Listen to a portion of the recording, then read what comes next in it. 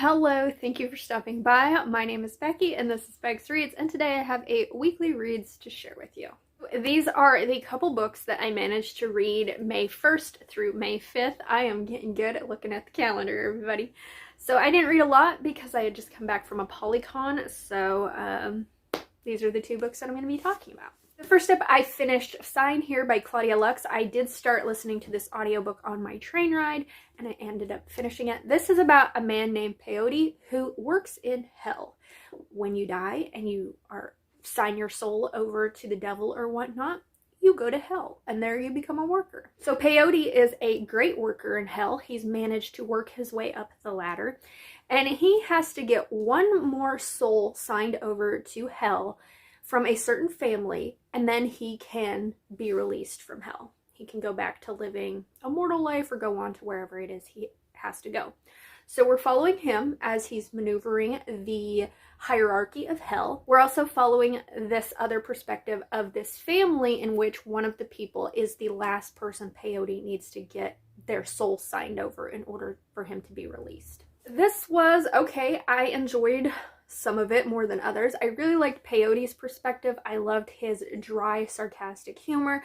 I liked seeing the life and working in hell. I thought it was a very funny atmosphere to be in if you like that kind of humor. I'm somebody who really likes stories about what happens to you after you die, because I like seeing other people's perspectives of, hey, this could be a fun way to describe what happens to you when you die. And so I really enjoyed this. This didn't have like any sort of gruesome or horrific elements to it, so I'm not sure why it was in the horror section, because I really didn't get a sense of horror. I got dry, sarcastic fiction is what I got from it. I didn't so much enjoy the perspective of the family that was living on Earth. I mean, it was fine, but I really didn't get connected to any of the characters. I didn't care about their plights and their story, except for at the end where it took a turn that I wasn't expecting. That interested me. I was really intrigued by that. But up until that point, they were just characters that I was reading about. So I would say if you're somebody who likes the dry, sarcastic humor, if you're somebody who doesn't mind stories of, hey, this is what could happen to you in the afterlife, you know, and the journey through hell, you might really enjoy this book. I know several people really have, but for me, it was just an okay read. I then finished reading Wild Scottish Beauty by Trisha O'Malley. I did get an arc of this. This is the 5th book in her Enchanted Highlands series, and in this we follow Willow and Ramsay. Willow is a character who, she's kind of flighty. She gives everything with her whole heart. She believes in taking chances. So her brother is very overprotective of her and sort of runs her life for her to a detriment. Like, she hates it.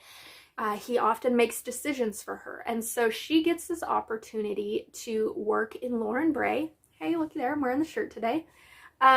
She gets an opportunity to work at the castle and create an exclusive kilt and accessory line to sell at the castle to bring in tourists, because she works in the clothing industry. She's very into fashion. So when she takes this position as an intern for this renowned kilt maker, she gets there and she realizes that her new boss is actually Ramsay, who is her brother's best friend. Ramsay is a grump of a guy. He really doesn't want her to be his intern because, one, he's insanely attracted to her. 2, it's his best friend's little sister and he doesn't want to be attracted to her. 3, he's dealing with some family dynamics that has left him very untrusting toward people. So he doesn't want to do this, but he reluctantly does. Through them being forced to work together in this workplace environment, they come to terms with their attraction for one another and their relationship develops. So I enjoyed this one. It isn't a favorite, but it is still an enjoyable read. I really liked Ramsay's character growth, how he goes from being a grump to being open and friendly and all that jazz. I liked his family dynamics because he is very estranged with one of his brothers. And sometimes with those situations, you see like the estrangement become fixed because you see, oh, they made a mistake and all that. No. His brother is a total douchebag. So I liked seeing that family dynamic. This has another cute little like familiar in it, and the cat named Calvin, who he can sort of telepathically communicate with Willow because, again, she is a member of the Order of Caledonia, which You have to read this series to understand what that is, but essentially she finds out that she is the weaver in this group because she works with fabrics and stuff, and she has Calvin the cat as her familiar. Once again, I liked the setting of this. I liked the found family. I liked the close-knit friend groups that we see in this story. I liked the forced proximity and the workplace romance that involves. They had good chemistry, and I actually got choked up at some point in this book because I felt their chemistry. As far as Willow's character, she was okay. I did like seeing her develop a backbone and stand up for herself. And I liked the fact that she was an emotional character. She didn't try to hide her emotions because she really couldn't. She wears her emotions on her sleeve. But other than that, there wasn't really any strong connection to me and Willow. She was a fine character, but I much preferred Ramsey to her, but together they were a cute couple. So while this isn't a favorite in this series, it's still got a pretty high rating from me, and I really enjoyed it. So those were the whopping 2 books that I finished this week. Let me know down in the comments if you've read either of these and your thoughts, or let me know what you managed to finish reading this week.